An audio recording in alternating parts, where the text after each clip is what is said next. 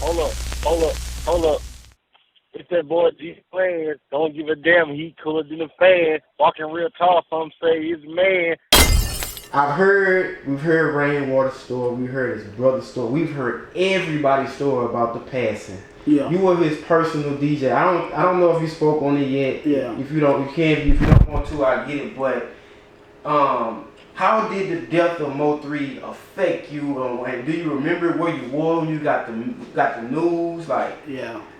Now, I mean, that shit, I ain't gonna lie, bro. Like, that shit right there hit home so hard. It was like, bro, like, you have no, like, a nigga gotta wake up every day and, like, deal with that shit still. So we're like, that shit hit home so hard where it's like, I'm still dealing with that shit, bro. It's like, man, bro, like, I ain't even gonna lie. Like, nigga cried so hard, dog. But at the same time, it's like, gotta keep pushing, you know what I'm saying? So, yeah. I'm just trying to, you know what I'm saying, do my thing and, you know, shit, keep everything alive, you know what I'm saying? Because I ain't gonna lie, like, we work so hard, you know what I'm saying, just to see some of the records go platinum and gold and, you know what I'm saying, like, so many things that we were setting up and we were doing, he hadn't seen the accomplishments of it, so he hadn't seen the good of it, so it was like, to see it happening now, it's like, unbelievable, bro. You know what I'm saying? Like, I just seen, like, Baby play outside at the Back Outside tour. You know what I'm saying? So it was like, that shit right there was like, bro, I didn't cry when I seen that shit. Because it's like, that shit, I ain't gonna lie, bro, that shit damn unbelievable, bro. Because we had the odds against us, bro. Yes. Mo3 wasn't playing a political game. You know what I'm saying? Like, if you go back and listen to some of his last songs he recorded, one of the songs he said, without the radio or something made a difference. And that was the honest to God truth because they damn near blackballed him in Dallas to where shit, you can't get played on the radio because of the politics, you know what I'm saying? So he said in another song, man, I can't even remember, but shit, he was just letting it all out, bro. And it was the honest to God truth, like, bro, like, we not getting played on the radio. He had street shit going on, you know what I'm saying? And shit, just the typical hate in Dallas, like shit, I don't give a fuck who it is in Dallas. Like, every artist that ever came out of Dallas, they got hate. Everywhere. Like, every artist, like, across the board, like, you know what I'm saying? Like, I don't give a fuck who it was.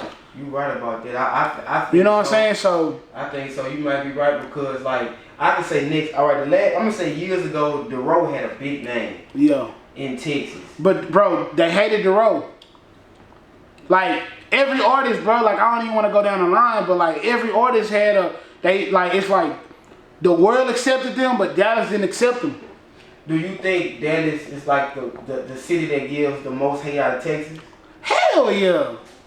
Why is it? Bro, like, come on, bro. I'm telling you because, like, it just is. You know what I'm saying? Like, that's just the way Dallas is built, bro. Like, it's kind of like, how can I explain this shit? It's kind of like having a,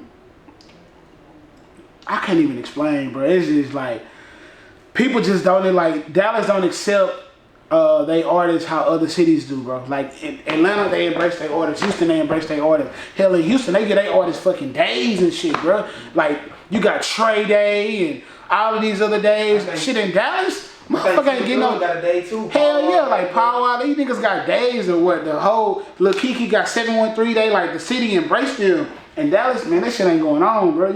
It's a wrap.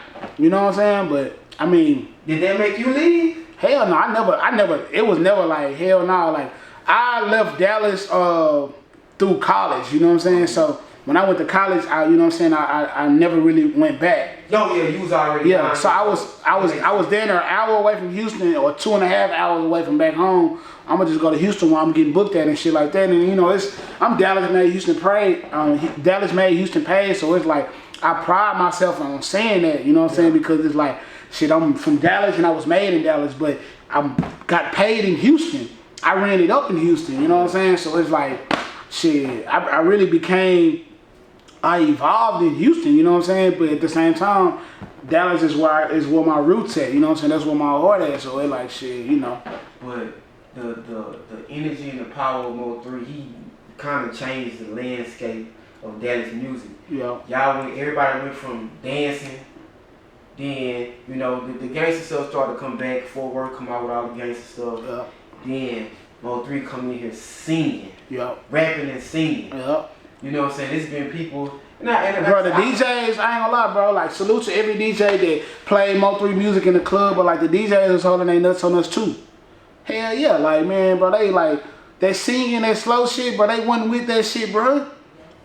Damn. Hell no, bro, Mo3 paved the way, but at the same time, like I say, it's like, while he was paving the way, the city wasn't embracing it.